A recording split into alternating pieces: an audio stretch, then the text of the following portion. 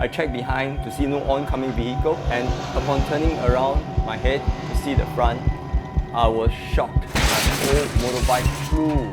So my face was shattered into fragments. That's what my mom told me. She couldn't recognize me when she went to the ICU. She had to ask the doctor, which is me.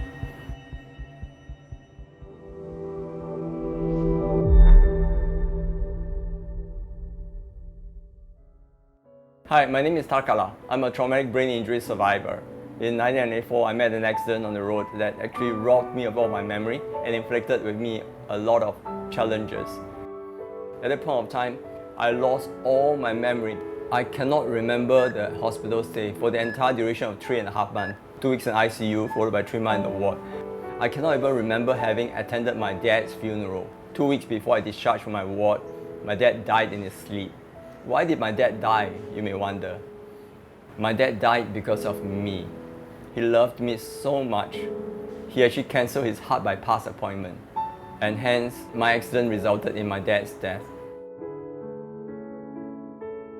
So I'm very grateful to my dad for his love, but I owe a lot to my mom, for she lost her beloved husband due to me, her son.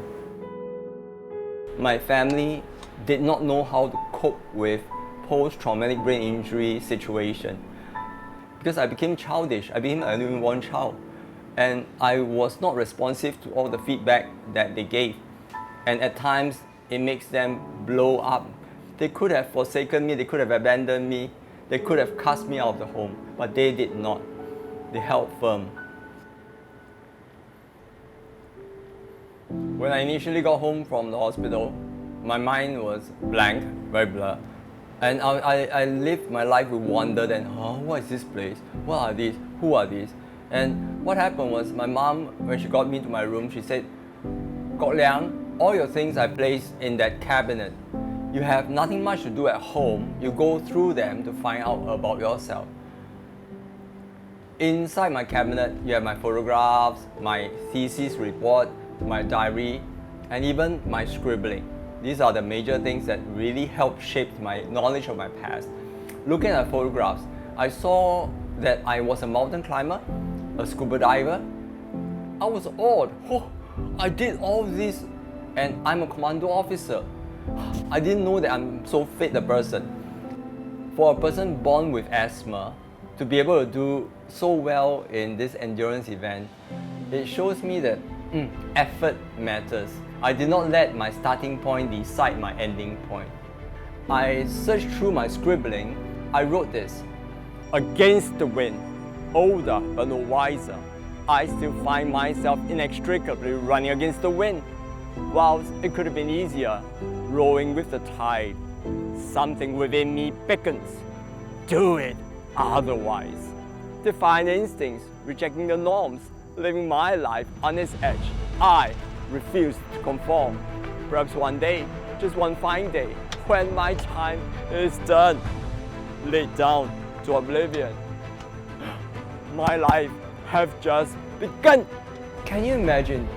When I sat looking at this poem, I suddenly sat upright and I realized it's not the end. This is a new beginning. When my friends visited me at my home, they asked me, Kok Liang, you got nothing to do at home, what do you need? I told them, I need books. And so they actually gave to me books that they no longer use, the 10-year series in physics and etc. So while recovering at home, I could learn to revise.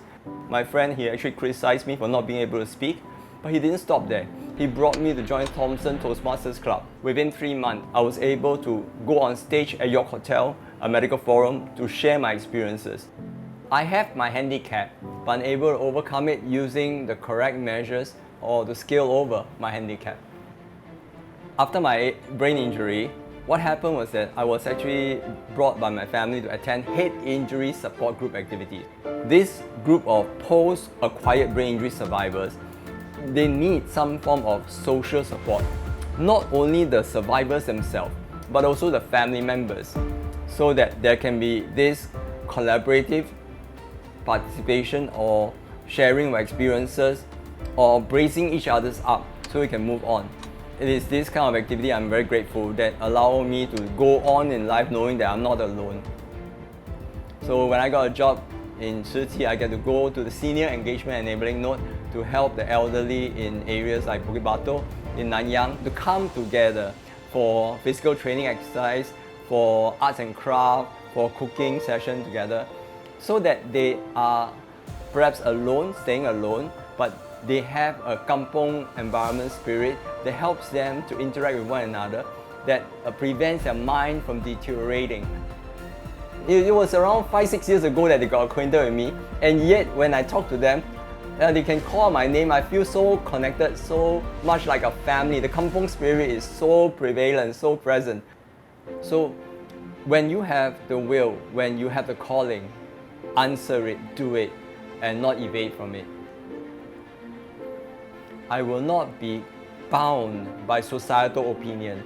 I will not be chained down by their ideology that is so handicapped.